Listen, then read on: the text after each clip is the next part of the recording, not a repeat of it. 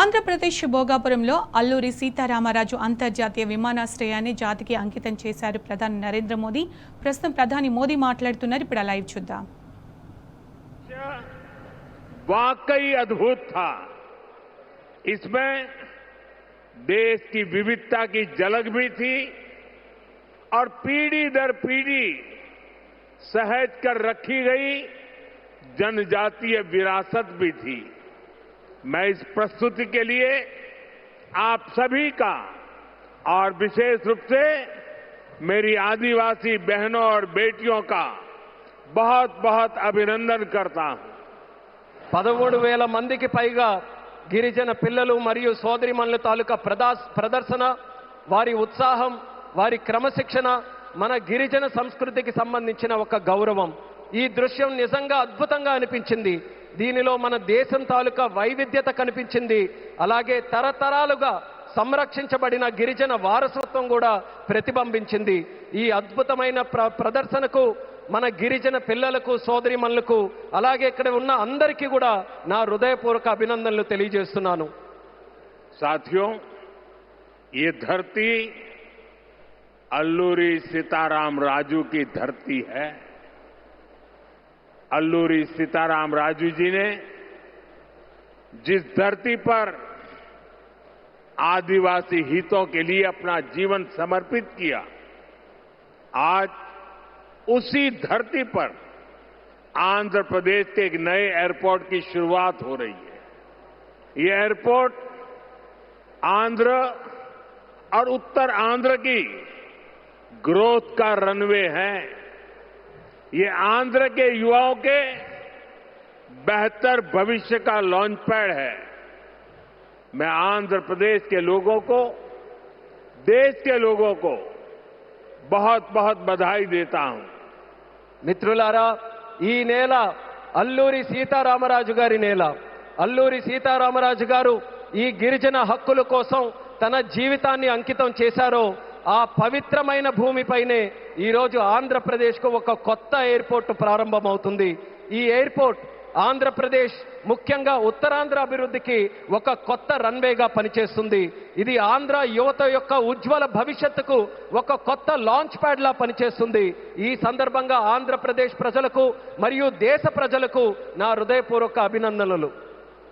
साथियों, पहले जब एयरपोर्ट बनते थे तो एयरपोर्ट के नाम एक ही परिवार के नाम पर चढ़ जाते थे. हमने इस परंपरा को बदला. हमने अयोध्या में एयरपोर्ट का नाम वाल्मीकि के नाम से जोड़ा. हमने पंजाब में संत रविदास जी के नाम से एयरपोर्ट का नाम जोड़ा. और साथियों, केंद्र की एनडीए सरकार ने निर्णय किया है कि इस नए एयरपोर्ट का नाम श्री अल्लूरी सीताराम राजू के नाम पर होगा. आंध्र प्रदेश का जो भी नागरिक इस एयरपोर्ट से यात्रा करेगा, देश और दुनिया का जो भी नागरिक इस एयरपोर्ट से यात्रा करेगा, उसे अल्लूरी सीताराम राजू जी के नाम से जन सेवा और राष्ट्र सेवा की प्रेरणा मिलेगी. మిత్రులారా, ఒక గతాన్ని మళ్ళీ గుర్తు చేసుకుందాం. ఒక సందర్భంలో భారతదేశంలో ఏ ఎయిర్పోర్ట్ నిర్మించినా ఒక్క కుటుంబం తాలూకా పేర్లే దానికి పెట్టేవారు. ఆ చరిత్రని మళ్ళీ ఎన్డీఏ ప్రభుత్వం తిరగరాసింది. అయోధ్యలో ఎయిర్పోర్ట్ ప్రారంభిస్తే దానికి వాల్మీకి గారి పేరు పెట్టాం. అలాగే పంజాబ్లో సంత్ రవిదాస్ గారి పేరుతోని ఎయిర్పోర్ట్ ని ప్రారంభించాం. అలాగే ఈ కేంద్ర ప్రభుత్వంలో ఎన్డీఏ కూటమి ఒక ముఖ్యమైన నిర్ణయం తీసుకుంది. ఈ కొత్త ఎయిర్పోర్ట్ కి అల్లూరి సీతారామరాజు గారి పేరు పెట్టాలనే నిర్ణయం తీసుకుంది. ఈ ఎయిర్పోర్ట్ ద్వారా ప్రయాణించే ప్రతి ఆంధ్రప్రదేశ్ పౌరుడు అల్లూరి సీతారామరాజు గారి పేరుతో ప్రజాసేవకు, దేశ సేవకు కూడా స్ఫూర్తి పొందుతారని తెలియజేస్తున్నాను.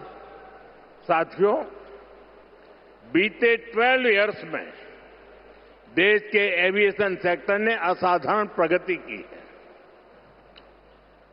2014 तक देश में केवल 74 एयरपोर्ट ऑपरेशनल थे. आज ये संख्या 166 है। एक समय था जब हवाई उड़ानें सिर्फ बड़े शहरों तक सीमित थी। एनडीए सरकार में आज छोटे शहर के साधारण लोग भी फ्लाइट से आ जा रहे हैं। మిత్రులారా, గత 12 సంవత్సరాల్లో దేశంలో విమానయాన రంగం ఒక అసాధారణమైన పురోగతిని సాధించింది. 2014 వరకు దేశంలో కేవలం 74 ఎయిర్పోర్ట్లు ఆపరేషనల్ గా ఉంటే ఈ రోజు ఆ సంఖ్య పెరిగి 166 ఎయిర్పోర్ట్లకి చేరుకుంది. ఒకప్పుడు విమానాశ్రయాలు, విమాన ప్రయాణాలు పెద్ద నగరాలకే పరిమితమయ్యేవి. ఈ రోజు ఎన్డీఏ ప్రభుత్వంలో చిన్న పట్టణాల నుంచి సాధారణ ప్రజలు కూడా విమానాల్లో ప్రయాణిస్తున్నారని తెలియజేస్తున్నాను. 12 इयर्स में सिर्फ एयरपोर्ट की संख्या ही नहीं बढ़ी है, हमारी उड़ान योजना के कारण आज गरीब परिवार के लोगों को भी जहाज में बैठने का अवसर मिल रहा है। इस योजना ने गरीब से गरीब को अपना सपना पूरा करने में मदद की है। कुछ दिन पहले ही सरकार ने उड़ान योजना के दूसरे फेज की शुरुआत की है। इस पर भी 29,000 करोड़ रुपीस खर्च किए जाएंगे.